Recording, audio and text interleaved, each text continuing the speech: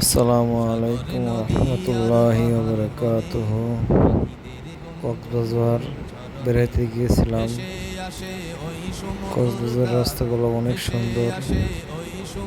কক্সবাজার থেকে হিমছড়ি যাওয়ার পথে আপনারা যারা গেছেন তারা জানেন, এক পাশে নদী, এক পাশে পাহাড়, অনেক সুন্দর পরিবেশ। মানে যাইতেই মন চায়, থাকতেই মন চায়, ঘুরতে মন চায়, এরকম একটা পরিবেশ। কখন জানি কোথায় হারিয়ে যাই নিজেই জানি না। এত সুন্দর আবহাওয়া, এত সুন্দর পথ চলা, মন চাই খালি থেকেই যাই। সিএনজিতে আমরা যাইতেছিলাম, এক পাশে নদী সাগর, আরেক পাশে পাহাড়। এটা হলো পাহাড়ের ছবি, পাহাড় আর পাহাড়, কোনো কমতি নাই, শুধু পাহাড়। হিমছড়িতে পাহাড়ের সাথে ঝর্ণা আছে, অনেক সুন্দর ঝর্ণা। আমরা ঝর্ণা দেখতে গিয়েছিলাম, বলার কোনো ভাষা হারিয়ে ফেলেছি, অপরূপ সুন্দর।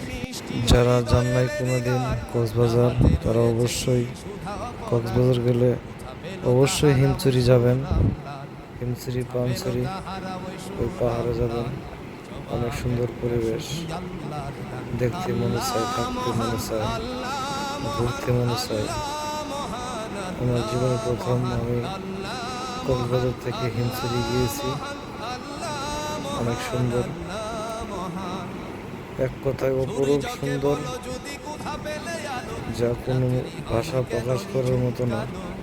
যারা না গেছে তারা অবশ্যই বলতে পারবে না। এই যে পানির ঢেউ কতক্ষণ পরব আসতে আছে, আসতে আছে, অসাধারণ, মনে চায় হারিয়ে যায়। যারা ভিডিওটি দেখতেছেন একটু মনোযোগ দিয়ে শেষ পর্যন্ত দেখেন, অবশ্যই ভালো লাগবে। ভালো লাগার মতো ভিডিও আপনাদেরকে আমি উপহার দিলাম।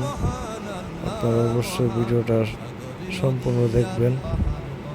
সম্পূর্ণ ভিডিওটি দেখার জন্য আপনাদের অনুরোধ করা হলো। অপরূপ সুন্দর, মন চাই আবারও যেন কক্সবাজার চলে যায়, কিন্তু সময়ের কারণে, ব্যস্ততার কারণে পারি না। ব্যবসায়িক ঝামেলা,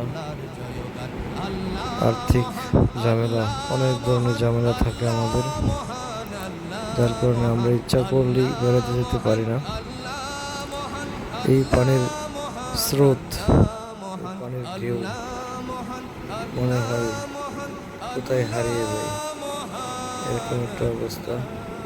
আপনারা অবশ্যই যাবেন, দেখবেন, ঘুরবেন, আনন্দ করবেন।